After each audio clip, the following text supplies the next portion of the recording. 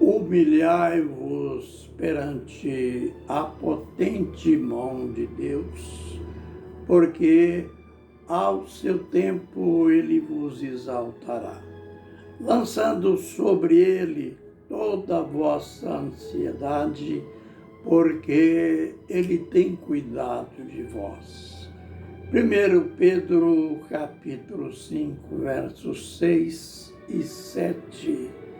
Ministério Pão Vivo, direto ao assunto. Analisando o final do concílio, do primeiro concílio da Igreja em Jerusalém. E é uma lição para nós a maneira como eles agiram. Enviaram uma carta às igrejas. Nessa carta continha a decisão que foi tomada. Mas é interessante o conteúdo desta carta, como tudo começou. Eles assim se expressaram: o Espírito Santo e nós decidimos não impor nenhuma carga a mais daquilo que já foi dito. O que tinha sido dito era que eles evitassem relações sexuais ilícitas, fugissem da idolatria e não comessem carne sufocada, isto é, carne com sangue.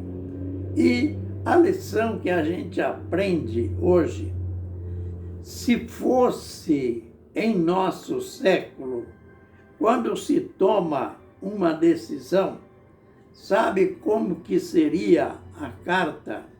Seria mais ou menos neste teor: a convenção decidiu, ou o conselho decidiu, a diretoria decidiu, enfim, tudo dos homens. Mas no período apostólico foi diferente, era diferente. O Espírito Santo e nós. Aleluia! Que o Espírito Santo tinha o controle total, o controle máximo sobre tudo na vida da igreja.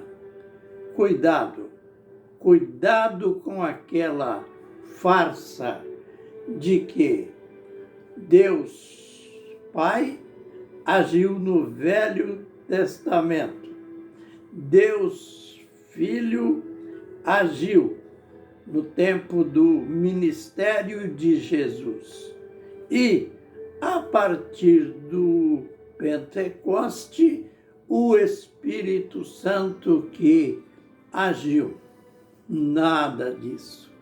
Esta heresia entrou na igreja naquele desvio do século IV, quando praticamente a igreja já em apostasia criou a doutrina da Trindade. Não nos esqueçamos de que o Deus da igreja é o Deus único, é o mesmo Deus de Israel.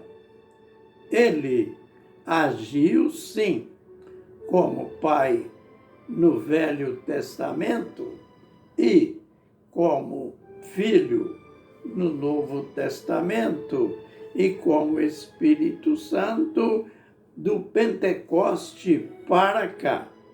Mas não foram 3 pessoas que seriam 3 deuses. Foram 3 manifestações do mesmo Deus.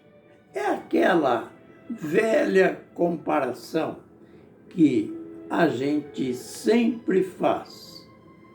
Exemplo, eu sou uma pessoa. Em relação à minha esposa, eu sou o esposo dela. Em relação às minhas filhas, eu sou o pai delas. Em relação aos meus sobrinhos, eu sou tio deles. Mas eu sou uma só pessoa e eu tenho um nome. O meu nome é Laupino. No que tange a Deus, a mesma compreensão, a mesma prática. Então, os apóstolos não tinham esta farsa. Eles viviam, digamos, na virgindade da igreja, pureza total. Havia controvérsias doutrinárias, sim. Haviam os debates. Para isto, eles se reuniram em Jerusalém. Mas a decisão final, o Espírito Santo e nós, quando você lê Atos capítulo 13 e verso 2, mostra, ali descreve a igreja em Antioquia. Ela estava jejuando, estava num período de busca do Senhor. E naquele ambiente de consagração, de busca, o Espírito Santo falou: separai-me a Paulo e Barnabé para a obra que eu os tenho enviado. Vejam que lindo, vejam que maravilha, a igreja em oração, a igreja em jejum, e Deus se manifesta. É claro que ninguém viu Deus, ninguém viu o Espírito Santo. Espírito não tem carne nem ossos. Deus, o apóstolo Paulo escreveu em Colossenses 1,15 que Jesus é a imagem do Deus invisível. E então, em Antioquia, eles reunidos, é claro que Deus levantou ali profetas, e na boca desses profetas o Espírito Santo falou.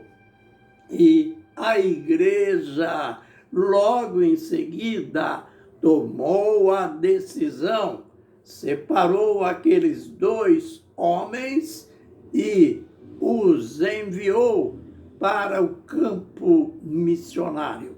Esta é a lição de hoje. E a gente, nos vídeos posteriores, veremos outras situações em que o Espírito Espírito Santo falou, dirigindo a vida dos apóstolos ou a vida da igreja.